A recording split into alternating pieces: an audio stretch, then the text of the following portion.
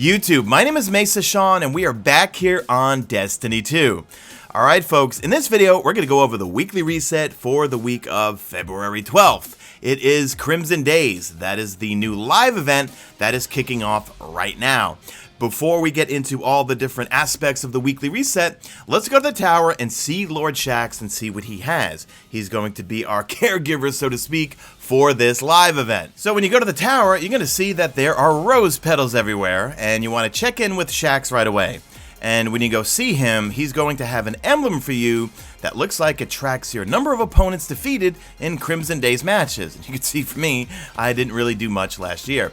So we're going to grab that, and now he has a whole bunch of bounties. So he's going to have 4 daily bounties, then he has 1 weekly bounty.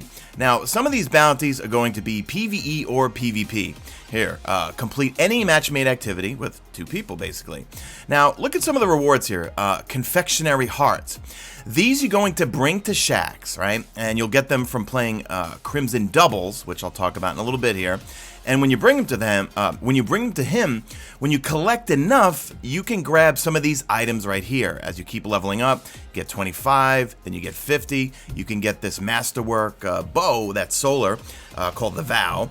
You can get the Diesel Punk ornament for the Wardcliff coil, the Flaunting Dance. But for 15, you can stock up on these things. This is like the Dawning. This is where you're going to get a lot of enhancement cores. So I myself am going to be doing these bounties and mainly cashing them in for these things. I'll probably get the bow, and after that, I'm going to spend all of my confectionery hearts getting these packages because they will give you loot. They will give you consumables, planetary materials, mods. You can break down those mods if you don't like them to mod components. But more importantly, I'm going to do this like I did with the Dawning, is farm these over and over to get I started to say Masterwork cores, enhancement cores. As you're playing, there will be Crimson Engrams that every time you level up, you'll get one of these, and we'll take a look at what's inside of them. So I've gone over this before, but let's just run through them real quick here. We've got the ornament for the Prometheus Lens, Sweet Business, Graviton Lance, we've got an exotic Sparrow, and we've got an exotic Emo. The rest are just a whole bunch of legendary Sparrows, legendary Ghost Shells, and shaders. Also, it is worth noting, you can now just buy with Bright Dust the ornament for the last word. I got lucky with my Prismatic Matrix about a week ago, or was it last week or the prior week? Yeah, you can actually just buy it with Bright Dust this week. We also have some packages here that actually cost some silver. That means real money.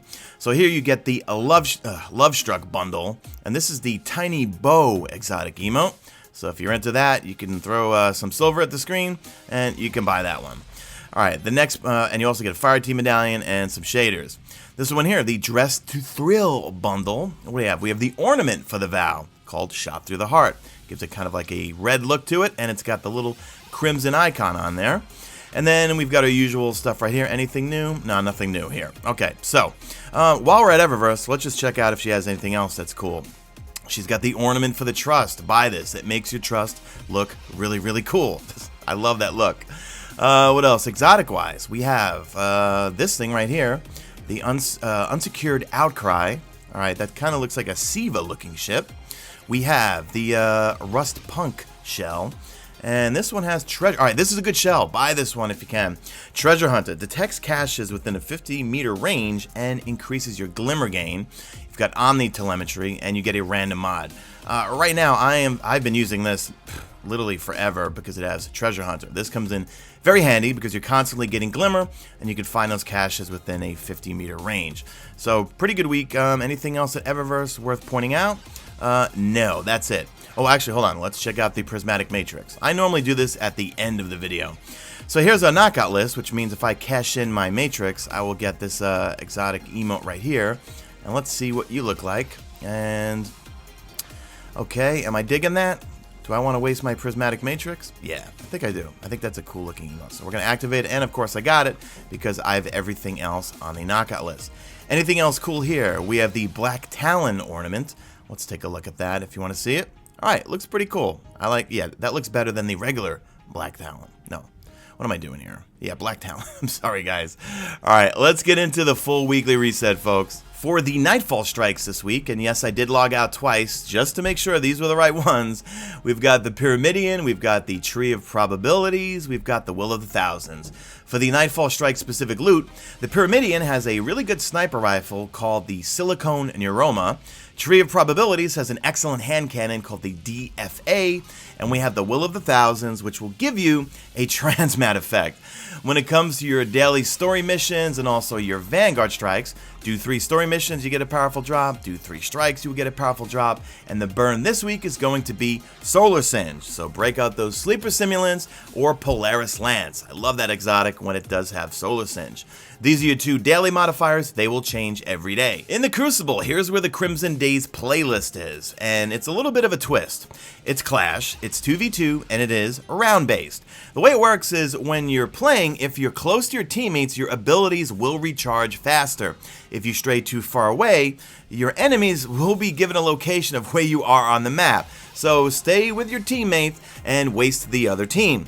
If you don't have a partner, don't worry, this does have matchmaking. And of course, you've got your usual milestones there. Complete 1 match, you will get a powerful drop. Complete 5, you will get another powerful drop. For Gambit, you've got your usual. Simply play 1 match and you get a powerful drop. Play 3, you will get another powerful drop. But make sure you go see the Drifter because he will have a weekly bounty that will give you another powerful drop. If you were looking to get one of the Escalation Protocol weapons, this week the boss is dropping the shotgun, not the SMG and not the sniper, only the shotgun. So, you do not need to open up the final chest, you simply need to kill the boss over and over. So go on to Mars, go farm Escalation Protocol over and over if you need the shotgun. This is one of my favorite shotguns in the game, and arguably, it's all I ever use in PvE. The flashpoint this week is located over on the Tangled Shore. Simply do the heroic story mission, do a couple of public events, maybe a lost sector or 2, and then go see the Spider. When you see him, he will give you Nightfall tier rewards, and also don't forget to go grab the Spider Wanted bounty that will give you a powerful drop. Now, to get that, you need to have Ghost Fragments.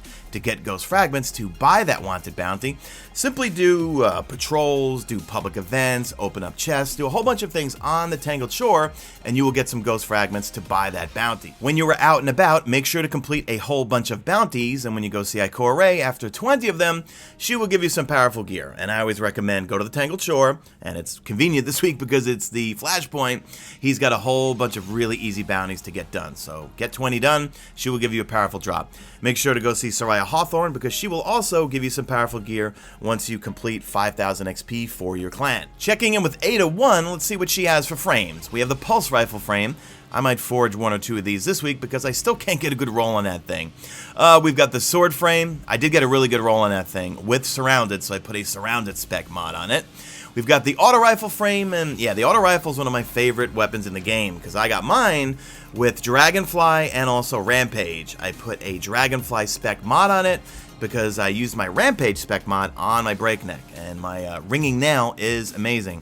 And do I even have it on this character? Yes, I think I do. Let me show you it real quick. The curated version has these perks, but mine is not masterworked because it just dropped like this. Yeah, Rampage, Dragonfly, it's got Light Mag, Extended Mag, and I put Dragonfly spec on it. Love this thing. Alright, let's see what else she's got. Alright, so she's got her usual daily bounties that you can easily complete, but you want to complete her weekly bounties to get the ballistic logs to get one of these frames to start forging them. She also has a bunch of these frames that you can do. These are really, really easy. They will give you a regular weapon or weapon from another loot pool, but with an extra set of talents or perks or whatever you want to call it.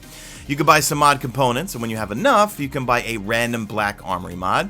You can also purchase a forged polymer with some black armory schematics and legendary shards, and also trade in some obsidian accelerators for obsidian radiance, which will increase your damage on your black armory weapons during forge ignitions. PETRA VENJ this week is located right by the spawn point as soon as you fly in right there.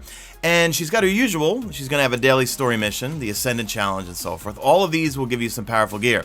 So the Oracle Engine, story mission, War for the Dreaming City, that will be complete 8 weekly bounties. We've got the Ascendant challenge, and let me know if you want me to do a full video and guide on it. I'll show you where it is in a second here. We've got Gateway Between Worlds, simply farm the Blind Well over and over, and when you do that, you will get an offering to the Oracle, present that offering, and you will get some drops. Now, in terms of the location of the Ascendant Challenge this week, it's located over at the Chamber of Starlight Lost Sector. Simply go in there, pop your tincture of Queen's Foil, and this week I believe it's the one where it's just running. You're going to be running through tons of ads, not really have to kill many things, and make your way all the way to the end, kill the boss, and that's pretty much it.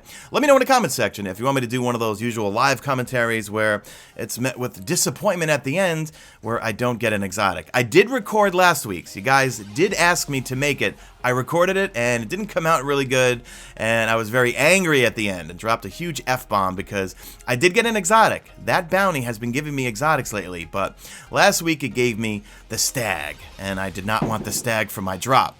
So that is going to do it for this video, guys. Let me know if you're going to be participating in Crimson Days, whether you're playing doubles or simply doing those daily and doing the weekly bounty. So that's it, guys. Leave me a hashtag made it to the end if you did make it to the end, and do me a favor, drop a like in this video only if you see fit. Follow me on Twitter at Mesa Sean. Check out my stream, usually always on YouTube, and that's it. I am out of here like Vladimir.